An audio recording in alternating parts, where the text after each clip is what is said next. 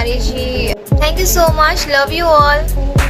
और किस किस ने मूवी देखी मैं ज़रूर शेयर करिएगा। खेसारी की मूवी संघर्ष 2 का तारीफ करते नजर आई काजल राघवानी। एक सीन करते करते खेसारी लाल यादव की जान जाते जाते बची। तो दोस्तों क्या है, खबर की पूरी जानकारी बताएंगे आपको डिटेल में, लेकिन आप हमारे चैनल पे अगर नए हैं दोस्तों तो वीडियो को दिल से लाइक करके और चैनल को सब्सक्राइब जरूर कर दें। आइए दोस्तों वीडियो को शुरू करते हैं।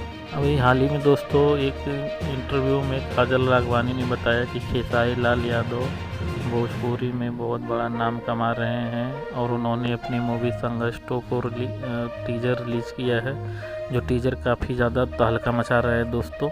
एक इंटरव्यू में दोस्तों खेसारी लाल यादव से पूछा गया कि आपको ये मूवी करके कैसा लगा, तो उन्होंने बताया कि एक मूवी करते करते मेरी जान जाते जाते बची। जी हाँ दोस्तों, एक सीन में खेसारी लाल यादव जेट किंग चलाते नज़र आते हैं समुंदर में, जो रियल सीन था दोस्तों, और उसी सीन को करते करते इनका बैलेंस बिगड़ जाता है, जिससे कि उनकी जान जाते जाते बचती है दोस्तों।